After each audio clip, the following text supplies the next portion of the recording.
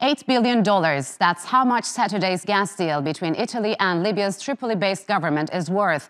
The agreement, signed during a visit by Italy's Prime Minister Giorgia Meloni, will tap Libya's offshore gas reserves, boosting both the domestic market and exports. But analysts warn that any deal with Libya comes with risks, where a deep political divide is paralyzing the government and raising risks of renewed violence.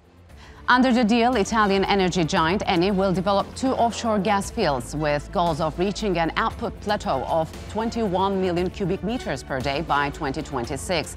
The chief of Libya's National Oil Corporation hailed the deal as the country's most important energy investment in a quarter century.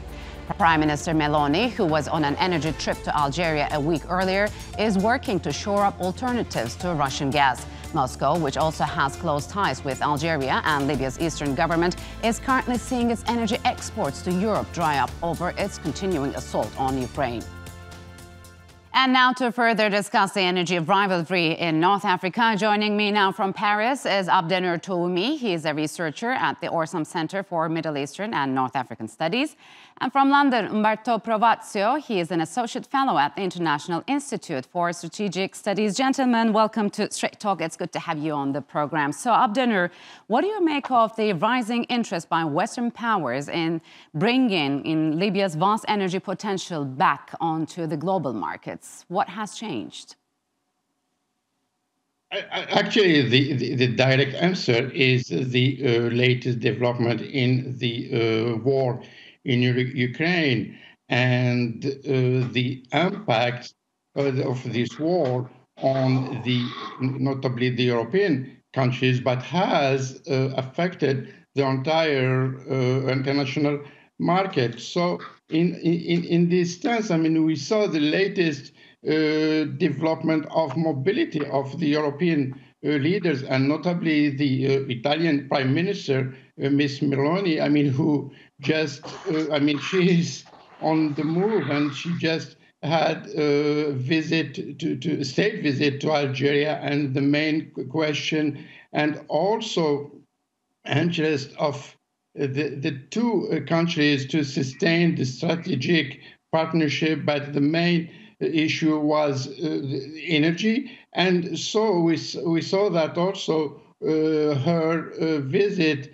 on this weekend to Libya. Nonetheless, the Italians also are worried by another issue, which is the migration. But the main, I would say, the main point and the aim of her mobility, diplomatic mobility, is energy, and to put Italy to position itself on this stance. So there is the West is really concerned about this vital element in the world economics. So, Umberto, this $8 billion deal seems quite significant, but is this viable and a feasible project given Libya's ongoing political turmoil?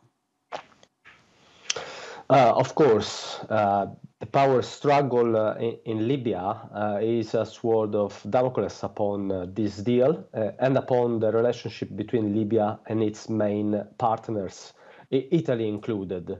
The deal has been welcomed with criticism by the rival authorities in eastern Libya, in particular Fatih Bashaga, the Prime Minister of the Government of National Salvation. But it's also showing that the interests of Italy still lie in Western Libya because of energy consideration.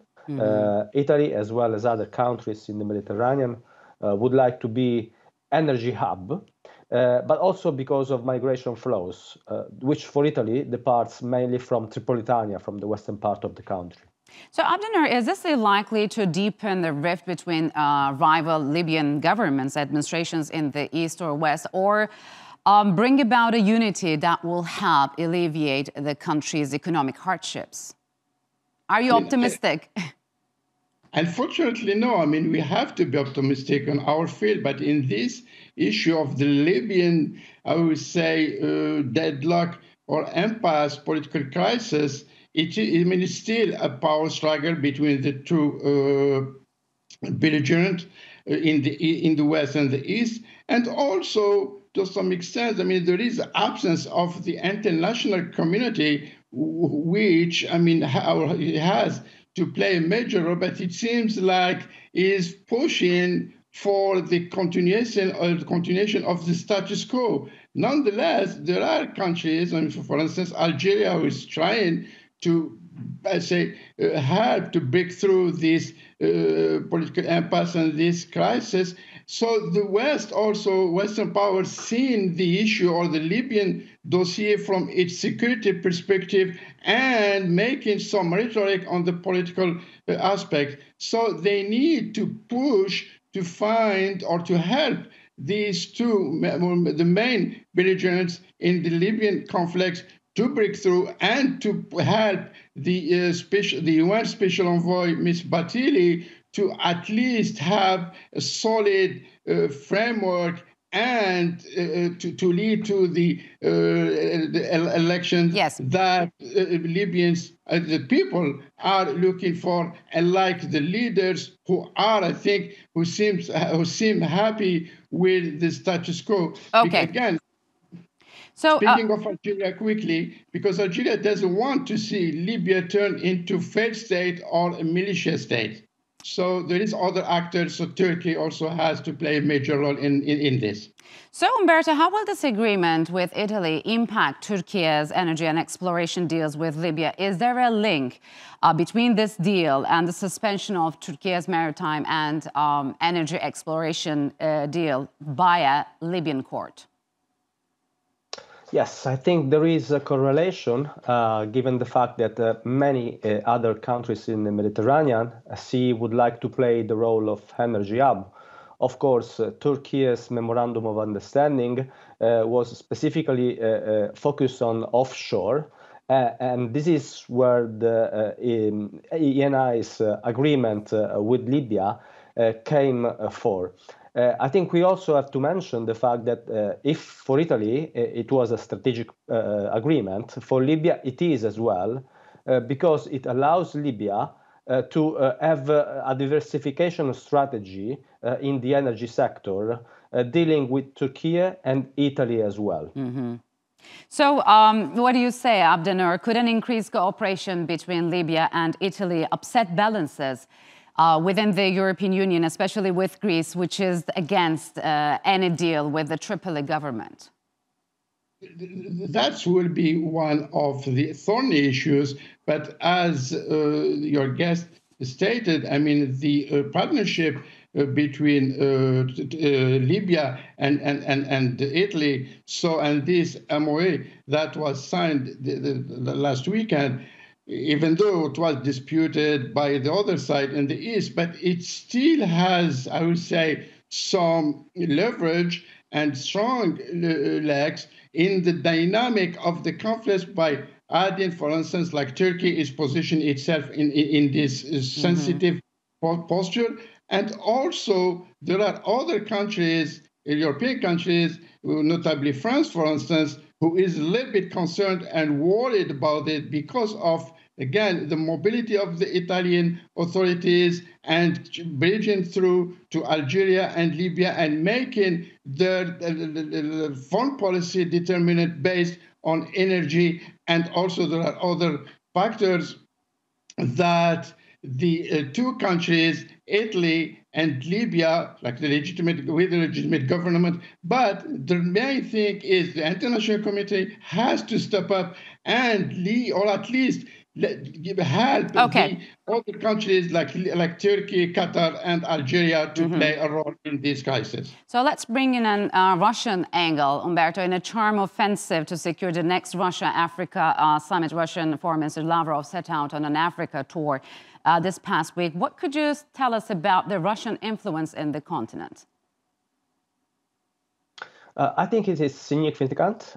It has been in the past few years, especially using hybrid means, such as private military contractors, such as the Wagner Group, which is present in Libya and also in other countries in the Sahel. And this is a concern not only for Europeans, but also for other partners in the south. Algeria, for example, is not happy to see militias and mercenaries roaming around in the Sahel. And so I think this is creating havoc and instability, and it is an issue that the United States in particular is trying to address. For example, with the recent designation of Wagner as a transnational criminal organization.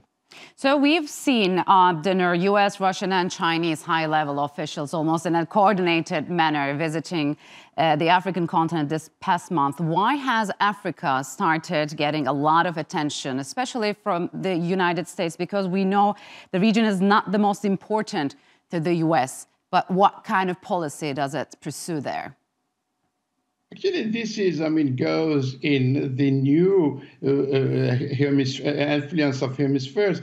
And Africa has become lately a hub for the superpowers and the regional powers. So, and this is not new. Lately we have been speaking about what's going on in the political instability, military instability in the Sahel, and the emergence of a new regional states and regional powers, for instance, like Turkey. But the Russia has a traditional presence in Africa that goes back to the Cold War time.